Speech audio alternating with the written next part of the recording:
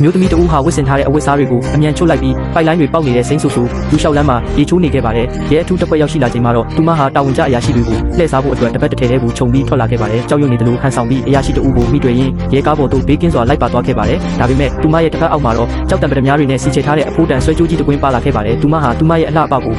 အတုံးချပြီးခိုးယူလေးရှိတဲ့ထိတ်တန်းတကိုးတဦးဖြစ်နေလို့ပါပဲလွန်ခဲ့သောရက်အနည်းငယ်ကသူမဟာမိခင်ဖြစ်သူနဲ့အတူတန်းချီကြွယ်ဝတဲ့တထေးသားတဦးနဲ့စိတ်ကြိုက်တွေ့ဆုံပွဲလုပ်ခဲ့ပါတယ်။သူမကအမှုပညာရှင်ဆယ်လီတဦးအဖြစ်ဟန်ဆောင်ခဲ့ပြီးတထေးသားကလည်းသူမရဲ့ဆွဲဆောင်မှုမှာချက်ချင်းကြာရှုံးသွားခဲ့ပါတယ်။တထေးသားကချက်ချင်းပင်လက်ထပ်ခွင့်တောင်းခဲ့ပြီးမင်္ဂလာလက်ဆောင်ဘာလို့ကျင်တလဲဟုမေးမြန်းခဲ့ပါတယ်။မိခင်ဖြစ်သူကစီးစိမ်ဥစ္စာအစစ်မှန်ရှိမရှိစမ်းသပ်သည့်အနေဖြင့်အိမ်တို့မဟုတ်အမိုက်စားကားများမလို့ချင်းဖဲသူထေးသားရဲ့ကိုပိုင်ဘောက်စ်ကိုသာကြည့်ရှုခြင်းတယ်လို့တောင်းဆိုခဲ့ပါတယ်။တထေးသားကလည်းတွန့်ဆုတ်ခြင်းမရှိဘဲမိခင်ဖြစ်သူကိုယတနာတိုက်စီခေါ်ဆောင်သွားခဲ့ပါတယ်။သူတို့ထွက်သွားတာနဲ့တပြိုင်နက်အမျိုးသမီးဟာဝတ်စုံကိုချက်ချင်းလဲလိုက်ပြီးပုံရှိုးကွယ်ရှိုးသွားလာနိုင်ပြီးအေးချင်းဝတ်စုံကိုဝတ်ဆင်ကအဆောက်အဦပတင်းပေါက်မှတစ်ဆင့်ကျိုးဖြစ်ဆင်းသွားခဲ့ပါတယ်။ထို့နောက်လေဝင်လေထွက်ပိုက်လိုင်းတွင်းမှာဖြတ်တန်းကယတနာတိုက်စီတို့ရောက်အောင်သွားခဲ့ပါတယ်။အခြားတစ်ဖက်မှာတော့မိခင်ဖြစ်သူကတထေးသား၏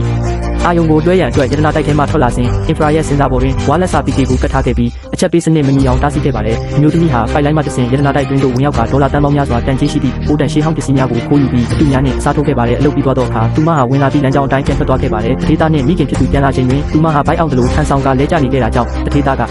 ကူညီရန်အမြန်လာရောက်ခဲ့ပါတယ်။အချိန်နှဲငယ်ကြာတွင်ပီကေကြောင့်အချက်ပေးစနစ်မြည်လာခဲ့ပြီးတထေးသားကတွားရောက်စစ်ဆေးစဉ်အမျိုးသမီးကအဝတ်အစားများကိုမြန်မြန်ပြင်ဝတ်ကအပြင်သို့တက်တက်ရရထွက်ခွာခဲ့ကြပါတယ်။လုံခြုံရေးဝန်ထမ်းများကတန်တရားဝင်ပြီးအိမ်များကိုစစ်ဆေးခဲ့တော့လည်းဘာမှမတွေ့ရှိခဲ့ရပါဘူး။အမှန်တကယ်တော့အဖိုးတန်ရှေးဟောင်းပစ္စည်းများကိုအမျိုးသမီးအဖွဲ့ဝင်အပြင်ဘက်မှကျိုးဖြစ်မတင်တာကြိုတင်ခိုးထုတ်သွားခဲ့ပြီးဖြစ်တာကြောင့်သူတို့နှစ်ဦးဟာဘာမှမဖြစ်သလိုအေးဆေးစွာထွက်ခွာသွားနိုင်ခဲ့ကြတာဖြစ်ပါတယ်။